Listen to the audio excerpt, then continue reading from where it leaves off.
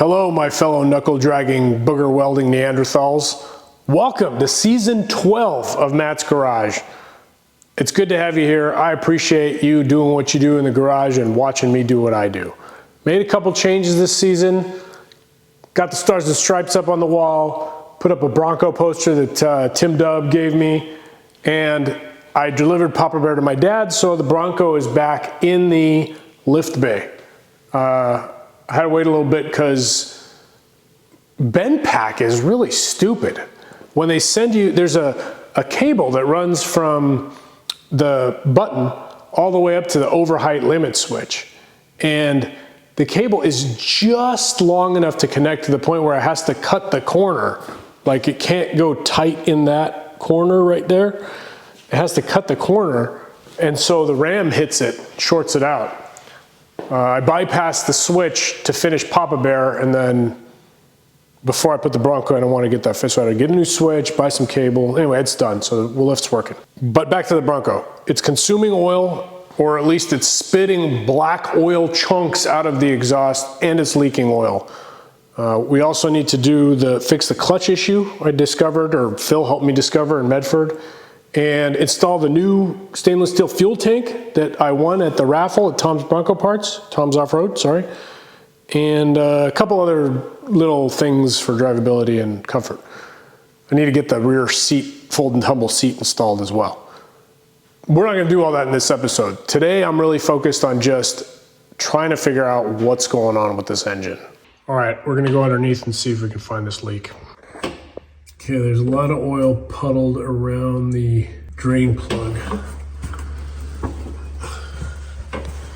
But it's not coming from there, it's coming from, I don't know if you can see it, let me see if I can, stupid brake lines, who need brakes? Do you see where the oil filler, or the oil level is going into the oil pan? That's where it's leaking from. Those screws are totally leaking. So I think I need to pull the pan out and silicone around them. I don't see, it's like not coming from above there. So it's definitely coming from there. A little bit of oil here.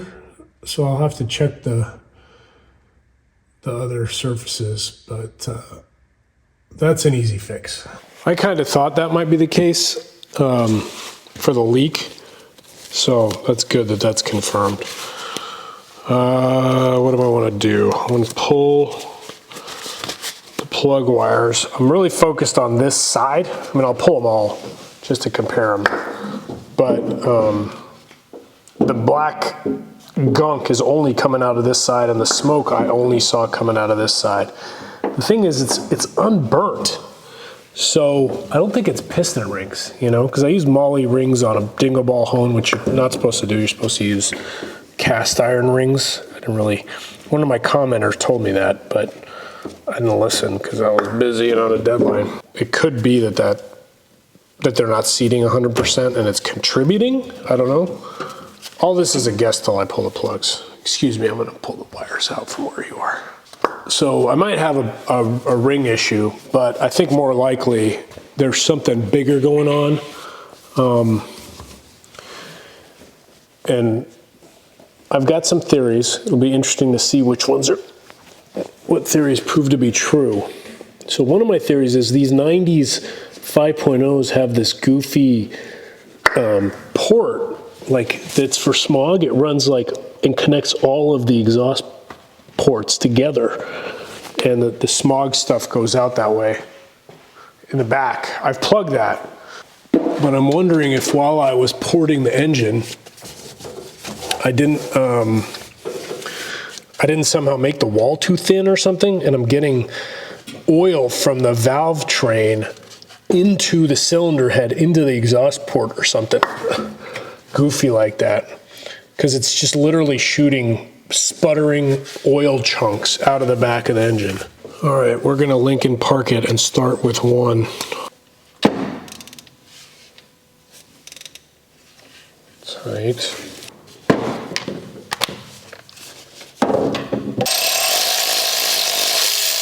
Starts with one. Okay, that is not rich.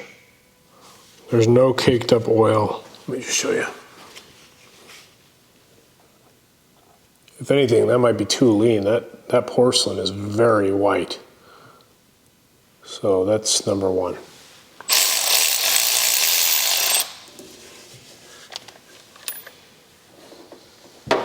Same thing, very white, nothing looks out of anything there. If what my theory that I was describing is true, we might not actually see anything because the issue might not be in the combustion chamber, it might be in the exhaust port after combustion. That doesn't feel right. There you go. Number three, same. A little less rich or a little less lean on that one. These back cylinders always seem to be the problem, children. Let's see.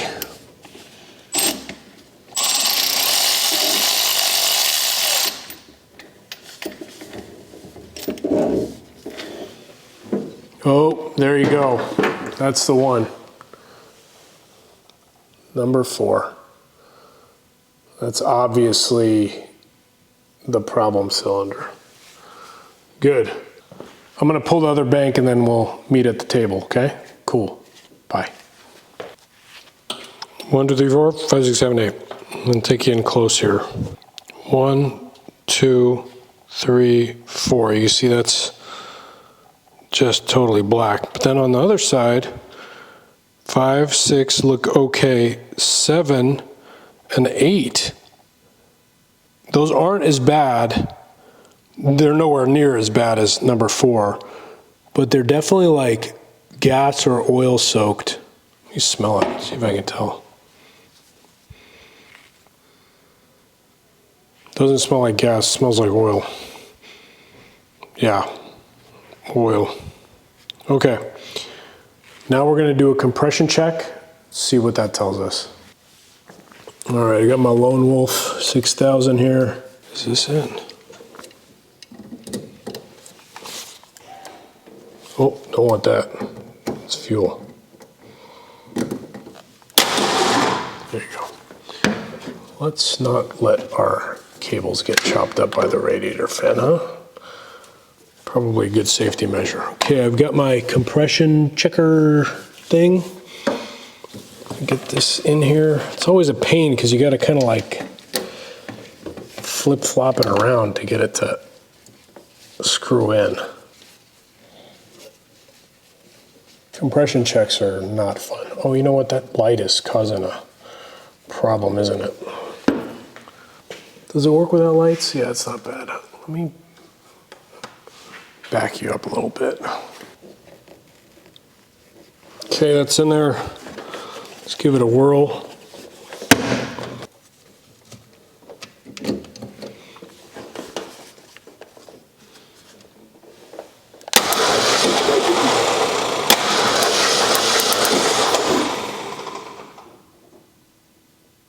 Getting sparking down at the coil.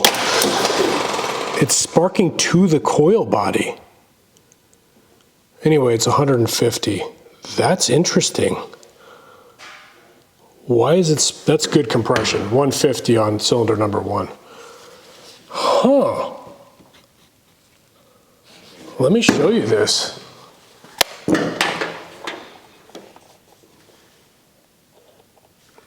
Ready? That's not good. You know what it might be is that green wire that is this, hooked up the Lone Wolf to goes down to that coil. So maybe I disconnect that so I'm not energizing the coil. I think I'll do that. Got to remember to hook it back up. All right, number 2. So I disconnected those 2 wires to the coil and put electrical tape on them. What I'll need to do is have somebody crank it while I look and see if it does that, like not with the Lone Wolf. Probably not, because I am sort of jumpering across the battery here. All right, let's see what this does.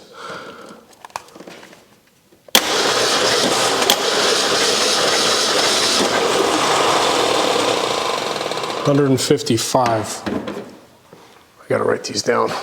I'm on number 3 now. Of course, I want to jump to number 4 because I know that's the cylinder with the problem, but I'm gonna be patient. I'm just gonna go in order, methodical like. All right, let's see what she does.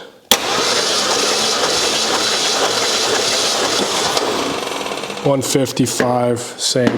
And you know, I think you guys know this, but like you're not looking for a specific number. You're just looking for all of them to be within, you know, 10% of each other. So, you know, if you're at 150, you don't want anything below, you don't want a hole that's below 135 or 138 or something like that.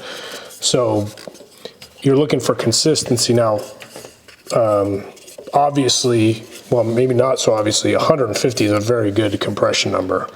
That means my piston, ring, and valve seals are good, generally speaking. If you're down in the 80s across the board, that means you've got a pretty tired motor.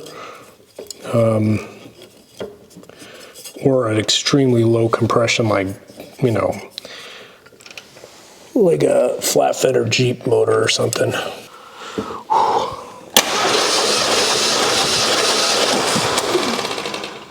Great compression. Actually, that was the highest compression by far. It's like 160. So that tells me, generally speaking, my rings and valves are okay. That means it's not a bottom end problem. Something else is going on here. So in some ways it's bad because I don't know what it is yet, but in other ways it's good because pretty sure it's like a top end problem. It might be, I mean, could be that the cylinder's not firing. No, but the cylinder not firing wouldn't be putting oil into it.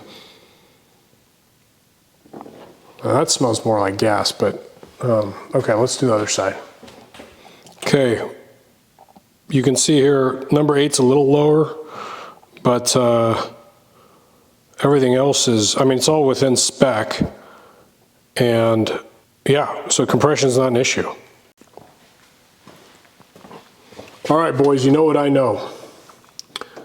I'm gonna stop this video here, and I'm going to wait for your comments and hear your theories. Maybe somebody's run into this before, exact scenario. Curious what's happening here. It's definitely that number 8 or 4 cylinder though. That's definitely the main culprit. Obviously I've still got oil on this side, so I've got multiple culprits, but I'm just debating whether to pull the heads or not. I've been sitting here staring like a psycho at this for the last 10 minutes. I think I should just pull the motor. Let me tell you why I think that. So I need to disconnect the transmission anyway because I got to get to that clutch situation, right? So I got to drop the transmission. And in order to take the heads off, I need to take all this stuff off. And to take this stuff off, I gotta disconnect the radiator. You know, I gotta take the radiator off, the manifold, the carburetor. It's like, by the time I'm done, I could have this whole engine out and on an engine stand and not have to fight with it. I have the tools. It is just a hobby. It's not my daily driver. What do you guys think? Should I pull the motor? Let me know.